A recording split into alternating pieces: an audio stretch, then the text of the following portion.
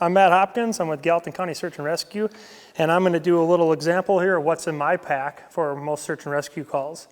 I'm going to explain to you what I put in my search and rescue pack that goes with me every single time.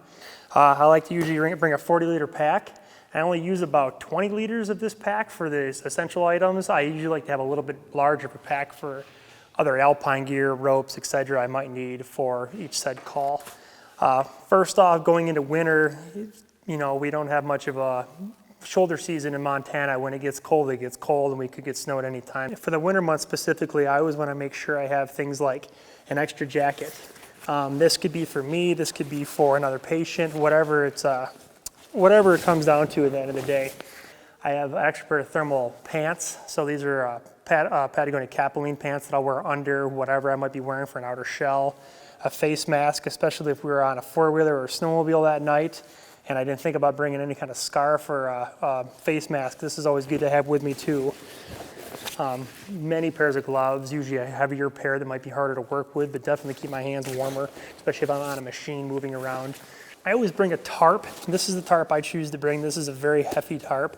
This tarp works really well for anything from shelter to having to potentially package somebody up. It can be used just for warmth to wrap up in.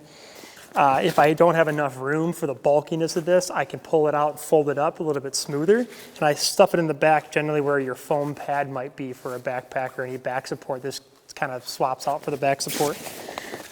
Next to that will be my medical kit. I always recommend you never want to bring anything you don't know how to use because it may not help anybody. It may make situations worse. So recreational, you'll have a little smaller pared down one. If I was going on a particular medical call and we're bringing a paramedic, I might bring my own personal kit and then bring any accessory stuff they may want for more advanced care. On top of that, I like to always stack the things that I'm going to need quick. Water to give away, water for me. I always make sure I stay hydrated before I go out, so hopefully I'm not having to get into this water supply. It's always there in case of that emergency. And then of course this pouch is a little more room. I'm going to throw one headlamp in there. That way I always have a good headlamp.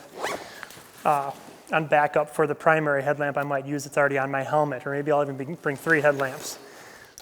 This is the chest harness I use. This holds my radios, this holds my extra battery packs. So I want to make sure that I always have the right batteries to replace exactly what I have in my pack. I have a spare backup AA's.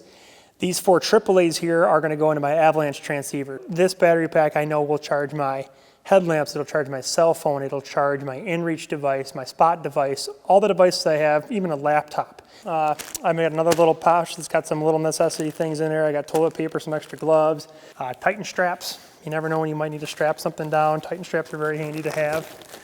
And then of course I always pack a little aspirin, some stormproof matches. And if anybody's ever used a stormproof match before, these are almost like a sparkler. These really blow up big, so it could be pouring down rain and you're still able to strike and get something dry lit up. And these work really, really well. The only time I'm going to fill the rest of this is if it is an alpine call. We need ropes, we need rigging gear, I need helmets, I need a second pair of boots, whatever it might be if I'm switching to crampons throughout the night, or ski boots if it's a ski mission. For the most part, I've got about 20 pounds, not too bad. Even on a tired night, I could probably take off with this and be just fine to hike all night long if I have to, and not feel like I'm weighted down with excessive things, and have just enough to survive the night if I do have to get stuck out there or have to stick with a patient all night long.